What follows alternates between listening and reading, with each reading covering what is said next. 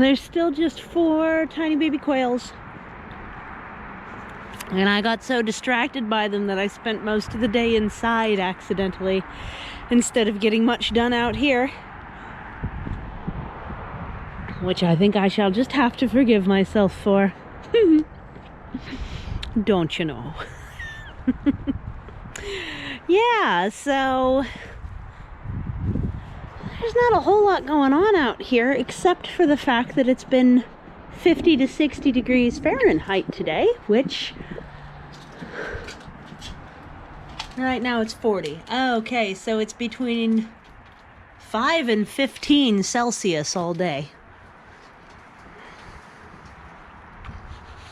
I think it's been hovering around 10 to 12 for the most part. So it's pretty warm for December in Zone 6, Pennsylvania. Pretty darn warm. Put a whole bunch more food in the hutch here for the roosters. I got out the old container of food, and it doesn't have as much calcium because the roosters don't need that much calcium, and I'd like to not be storing a bunch of it. I may also use up some of the old cat food, put it in a grinder and give that to them. I have some tea here. You'll probably hear me drinking it. We have still more raspberries. Those ones aren't quite ripe. I love that it is, what, December 13th and in Zone 6, and I'm still getting more raspberries. That's wonderful. Fresh right off the vine. Here's what I did in the dark last night. I got started planting out my cold stratification seeds. And then at some point in the afternoon today, when I was, sticking my face against the edge of the brooder looking at cute little fluffs, I ordered more cold stratification seeds. I have fewer varieties than I thought that I was excited to just put in right now. A lot of them do kind of need to wait. Well, they don't have to wait to the spring, but they can do. So the ones that I did put in, I also saved up some in case they don't take. But what I've done is plant these first 3 and then put them pretty deep on last year's wood chips. And then in the spring, March or April, I will remove the wood chips back to the soil surface so that they get a chance to really get started. But they need this cold time deeply insulated. Native seeds of cold and or temperate climates often need a prolonged period of chill before they will germinate. And that is because if they germinate right away and then winter starts, they'll die. And a lot of plants, most plants drop their seeds in fall, and if they germinated right away, they would never have successful growth. So that's what they do. I also decided to throw this plant.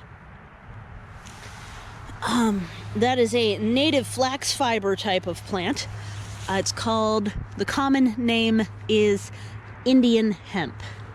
So it is the native fiber of the East Coast, and it picked up that common name and really never got another one, as far as I can tell, which is kind of unfortunate. Most plants you get like 18 different options for common names, and you don't have to use politically incorrect terms that way, which is at least nice that way, but whatever.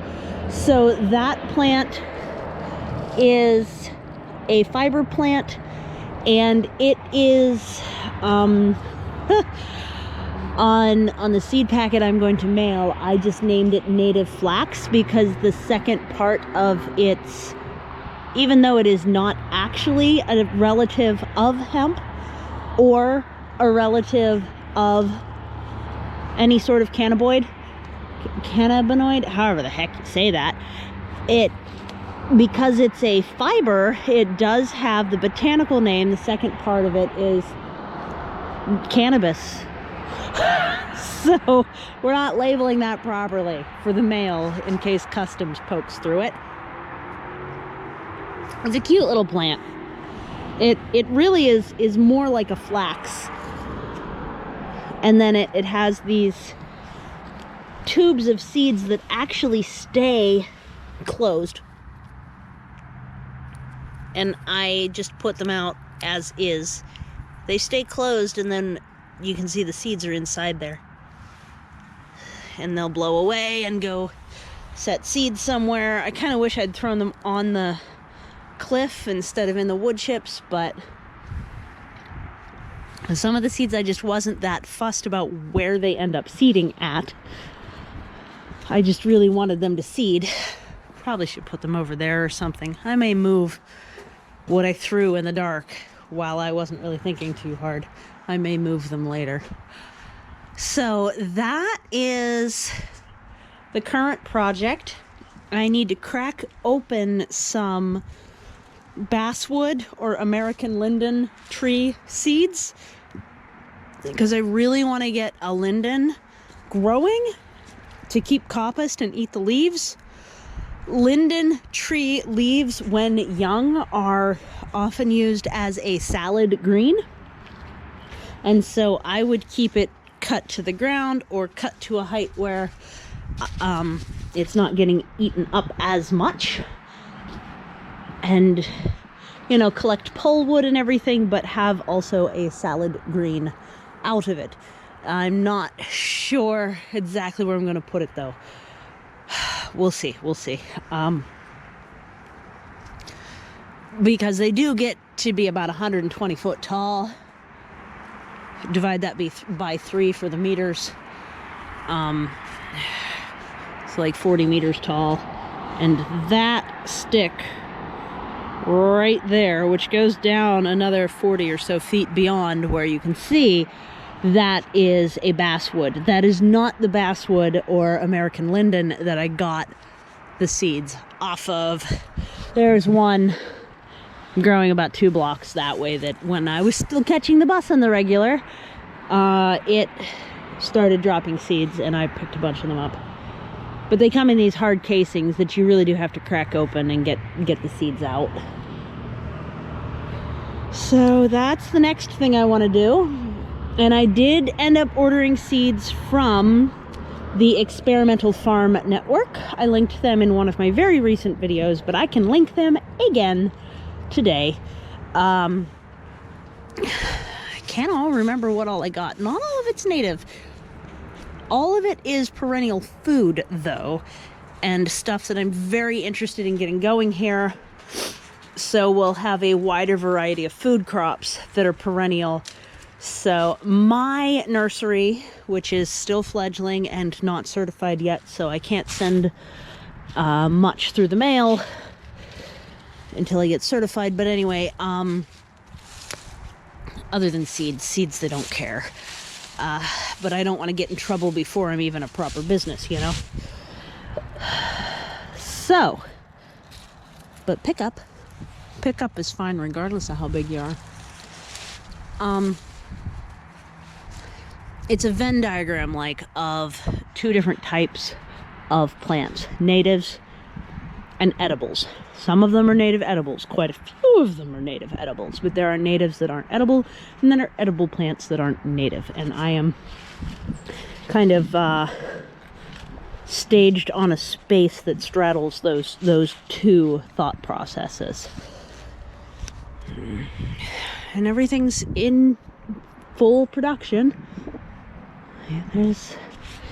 My yard goes to Where the green starts, there's somebody with grass. I don't do grass. Yeah, I don't do grass at all. So I got Malabar spinach, which is hardy to zone 3, and Kaleidoscope Homesteader kale, which is more varieties of hardy kale. I did decide to get the Yopon seeds, even though I hear that it's really hard to get the seeds started. I figured for a few bucks, why not try? I have an idea. I am going to have to do research on stratification on each and every seed. It's going to be an adventure. It'll be a fun adventure.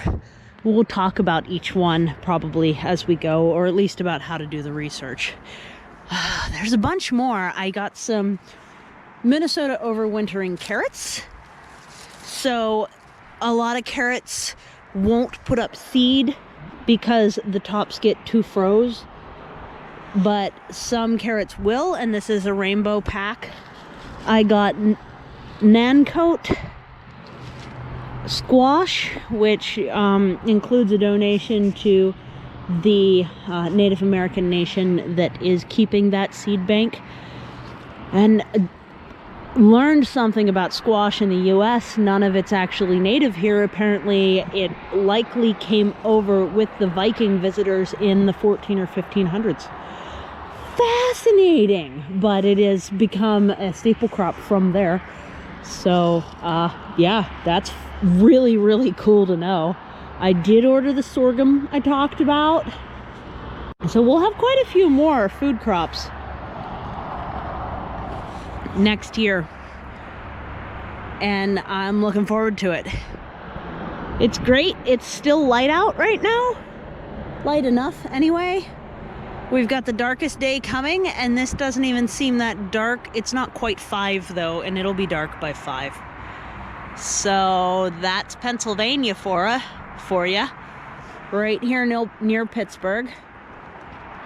We usually don't get proper winter till late January. We get spurts and spits of winter up until January, and it's anybody's guess what'll happen after that. It could be warm or cold. It can change within the same day. We can have a 40-degree change within one day, which that 10 degrees to 20 degrees, like, let's go look at that again. 40-degree change within one day in Celsius is, we had one time it went from -10, so that's -25, to 60 in one day, and so that's +15.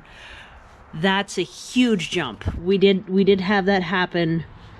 I think it was over 2 days last year where it just went from -10 to +60 that quick. So we'll see what winter brings this year. I hope to have you along, and we'll keep an eye on the baby chickies too. They're very, very cute. Talk to you soon. Thanks so much. Bye. Thank you for visiting the cliffside. This has been Permaculture. Take care. Bye.